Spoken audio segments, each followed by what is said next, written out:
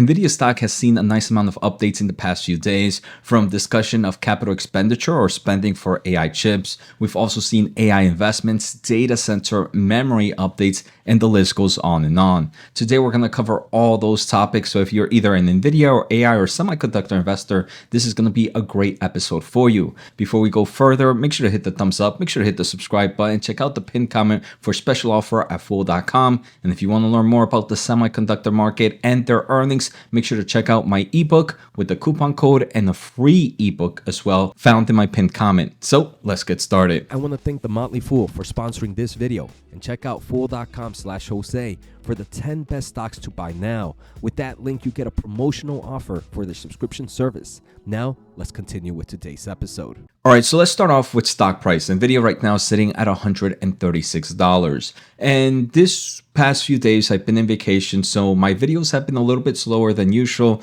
but don't worry, we're going to get back to those daily updates. In the upcoming days, I'm probably going to be releasing more than one video per day because I do have to catch up to some individual semiconductor earnings, and I also have to kind of catch up to some of the earnings related to Nvidia, so make sure to stay tuned. I mean, today we did have Palantir report earnings, and the stock is up over 12%. Tomorrow we have Supermicro reporting earnings, and obviously there's a lot of pressure happening with that stock right now.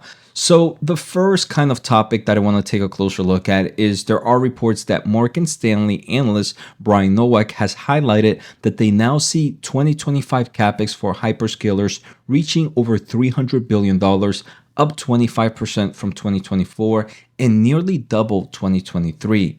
The main reason is we've seen all the big spenders of AI from big tech last week mention that they're going to continue to increase or have high values of capital expenditure. So they expect that they actually increased their guidance of CAPEX that they were estimated for 2025 by about 9%. And the two biggest spenders here are going to be Amazon and Microsoft. And these are two companies that I have to do earnings videos on, or at least how they correlate with Nvidia, because I know Amazon, I was looking at it, they did share some amazing insight about the AI space. But we can see these are going to be the two massive players in the AI market in 2025. So obviously bullish for Nvidia as we continue to see that bullish trend coming from capital expenditure.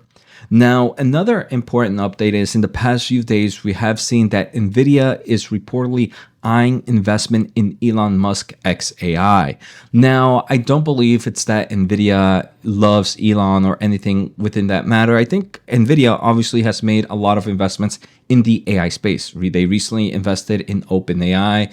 I think for Nvidia, the best thing to do is to invest in AI companies, and not solely obviously because AI could be the next big thing. So it's not just a monetary value that they get from investing in these companies. There's a lot of other value that they can get, right? Obviously, it can help them push their hardware to these companies. So XAI, they can be like, hey, look, XAI, OpenAI, you are going to want to continue to invest in our solutions as well, because we can help you grow even faster and faster. And because maybe you are an investee or we're investors of yours, we can probably put you on top of the line. So that's obviously one of the ways. The other thing, and to me, I believe the most important way, is this allows Nvidia to be in the front row of the AI market, right? Who are the scientists and engineers working on the next AI solution? It's going to be OpenAI, it's going to be XAI. And if they're developing something new, and if they come up with a new workload, if you're an investee, being Nvidia, if you are investing in this company,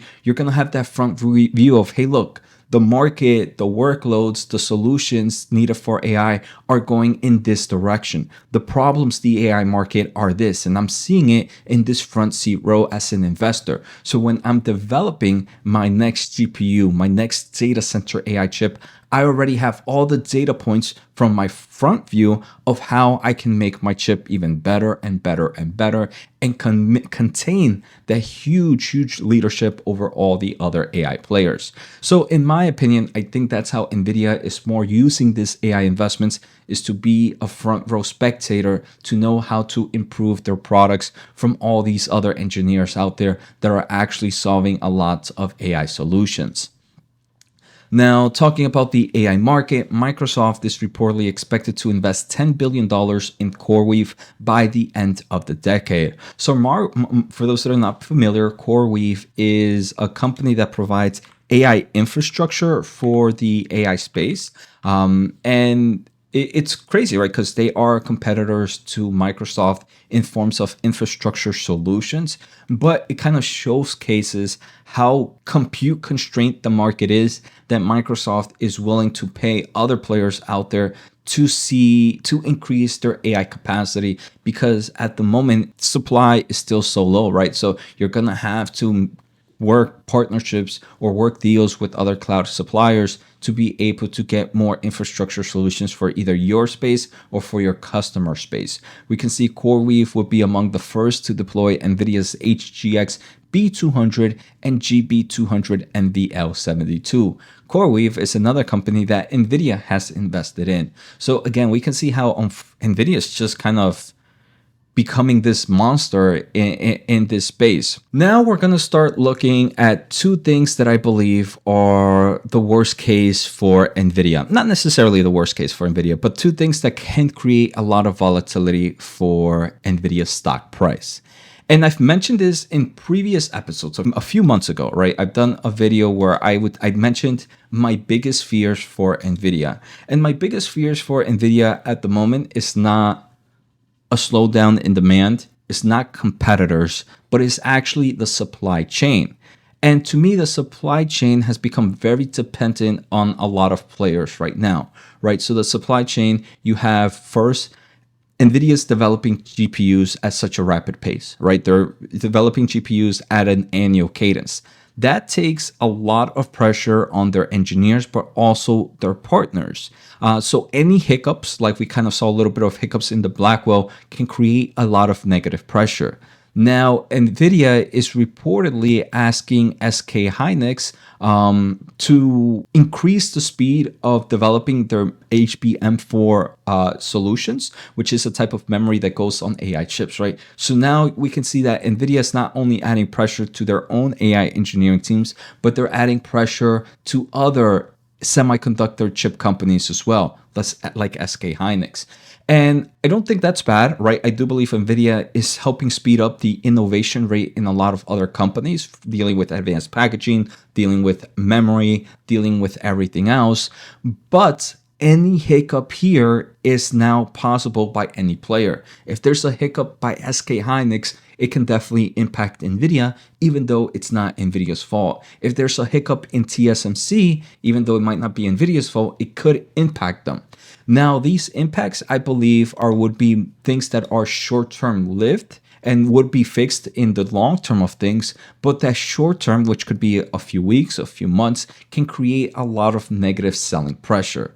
So if you are an NVIDIA investor, I would like for you to consider that risk and to understand that that could be the time when there's great buying opportunities.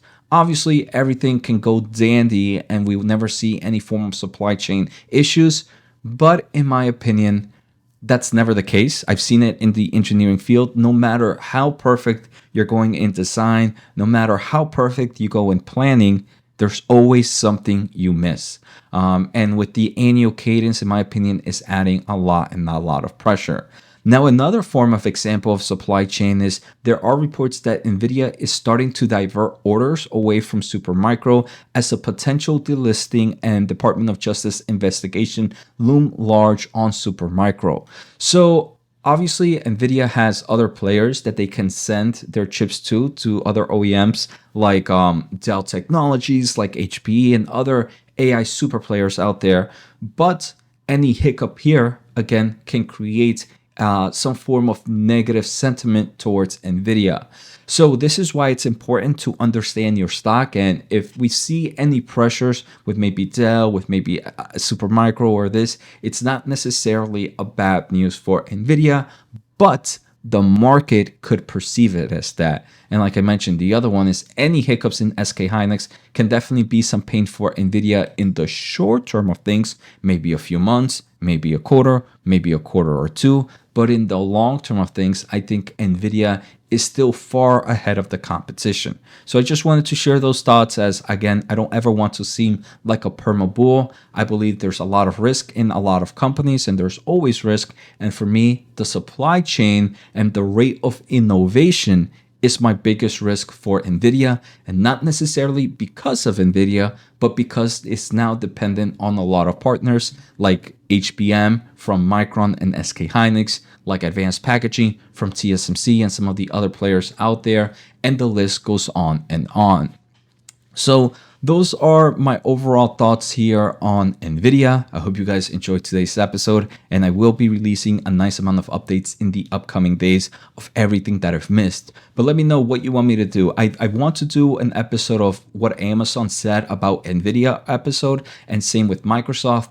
But let me know if you want individual earnings report on Microsoft, on Google, on Amazon, not related to Nvidia, but more just related within their own company. So take care, have a good day, and see you all next time.